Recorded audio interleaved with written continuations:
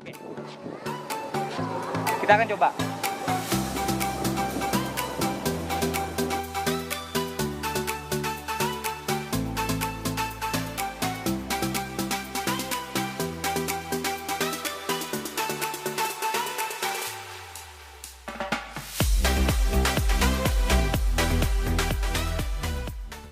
Oke, vlognya aku potong di sini karena setelah ini hasil rekamannya bakalan terlalu berisik. Hasilnya 2200. Hell yeah. Jujur aku nggak nyangka masih bisa dapat segitu. Terakhir aku sama Apta itu tahun 2016 dan langsung aja yang pertama, tips untuk lari. Untuk kuat lari ada 3 hal yang harus diperhatikan, yaitu gestur, pernafasan, dan tempo. Plus beberapa trik improvisasi tambahan. Tentu saja ini tips berdasarkan yang aku lakukan, jadi buat kalian yang nggak setuju nggak apa-apa, nggak usah ngegas di kolom komentar. Oke, aku tipenya lebih suka untuk tegap saat berlari pelan dan condong ke depan saat sprint. Untuk gerakan kaki, aku tipenya lebih sedikit mengangkat paha dan lebih luas mengangkat betis. Ini mengangkat betis. Ada yang lari selebar-lebarnya paha. Oke, ada yang lari selebar-lebarnya betis tapi lebih cepat. Kalian akan ngerti kalau kalian langsung coba praktek. Teknik bernafas adalah yang paling banyak ditanyakan. Ada yang bilang bernafas harus lewat hidung, ada yang bilang lewat hidung malah sakit. Termasuk aku karena hidungku bentuknya lubangnya kecil, jadi kalau nafas udara yang masuk sedikit. Untuk mengakalinya, aku menarik nafas dari mulut dan mengeluarkannya lewat pantat.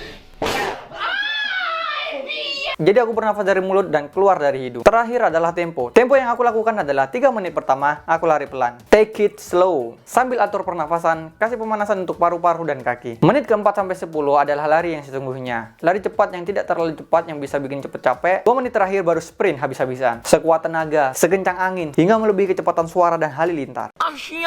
Inilah saat dimana kalian tidak lagi memperdulikan kanan kiri. Hanya yang ada di hadapan kalian adalah masa depan kalian. Kalaupun di akhir peluit kalian harus tertunduk, kalian tertunduk di menit ke-12 dan itu tidak apa-apa. Tapi kalau bisa setelah menit 12 agak jalan sedikit, nambah-nambah jarak ya kan. Selama 12 menit berlari aku ada istirahat dengan cara berjalan cepat. Aku hitung sampai 15 detik dan setelah 15 detik paksakan untuk lari lagi. Kenapa 15 detik? Karena sebenarnya 15 detik itu cukup untuk kita istirahat sambil jalan cepat. Lebih dari 15 detik badan kita akan balik malas. Jadi ya 15 detik itu cukup sih, cuma kita harus paksa badan kita. Sampai lelah lagi, jalan cepat lagi 15 detik, 15 hitungan dalam hati, paksa jalan lagi. Banyak orang yang nggak sadar bahwa keberhasilan tes lari adalah kemampuan mengatur tempo dari rest and run. Kebanyakan dari mereka start dengan kecepatan yang tinggi di awal. Akhirnya di menit ke-6 rata-rata sudah nggak bisa lanjut karena sudah kehabisan nafas, kaki kram, kepala cenat-cenut, rambut rontok, dan lain-lain. Tips tambahan dari aku, ini rahasia. Saat berlari selama 12 menit, kebanyakan orang melamun dan saat melamun kecepatan akan menurun. Buatku, agar aku tidak melamun dan justru menambah kecepatan, aku biasa membayangkan 3 hal. 1, aku ngebayangin lagi ngejar tikus.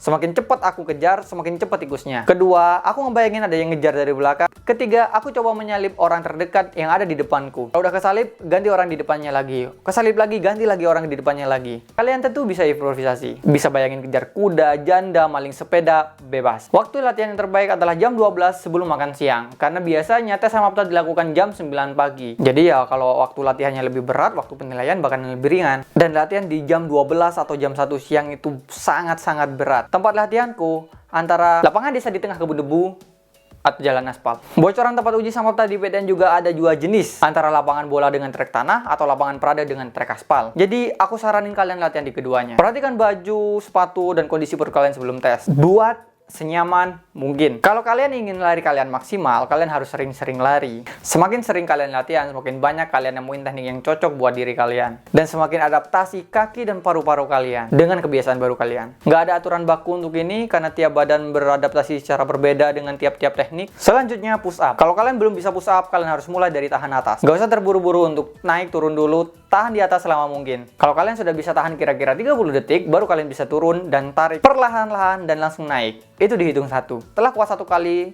selanjutnya kalian tinggal ulang-ulang teknik kalian. Tiap hari tambah 1. Hari kedua masih 1, hari ketiga sudah bisa 2, hari keempat bisa 4, hari kelima 6 dan seterusnya. Sampai hari ke-60 kalian sudah bisa 50 kali push up dalam 1 tarikan. Selanjutnya biar bisa lebih cepat push up-nya, sambil latihan tadi kalian bisa latihan tahan bawah. Itu bakalan benar-benar memperkuat otot tricep kalian. Sit up. Prinsip keberhasilannya sama seperti push up. Aku yakin sebagian besar dari kalian bisa tekniknya. Mungkin nggak bisa banyak-banyak atau nggak bisa cepet-cepet.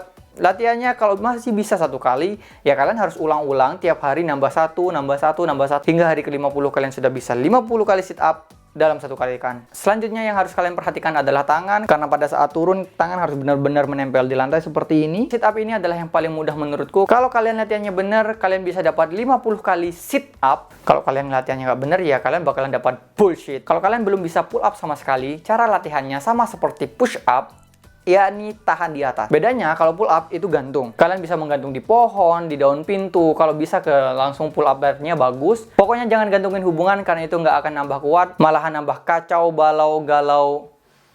Ngomongin apa sih? Tahan selama mungkin waktu menggantung, hitung selama 30 detik. Kalau sudah bisa tahan 30 detik, baru kalian bisa tarik 1 kali ke atas. Lalu turun ke posisi semula, itu dihitung 1. Setelah sukses 1 kali pull up, tinggal diulang-ulang sampai hari ke-60. Bedanya, mungkin kalau di pull up, dalam 3 bulan, kalian baru bisa 7 atau 10 kali. Chinning atau chin up juga sama. Susah masuk IPDN? Ya, yang gampang tuh masuk ambalan pramuka. Untuk bisa shuttle run, kalian harus mengasah kemampuan sprint kalian. Ulangi latihan sprint kalian dari kecepatan 0 sampai kecepatan maksimal.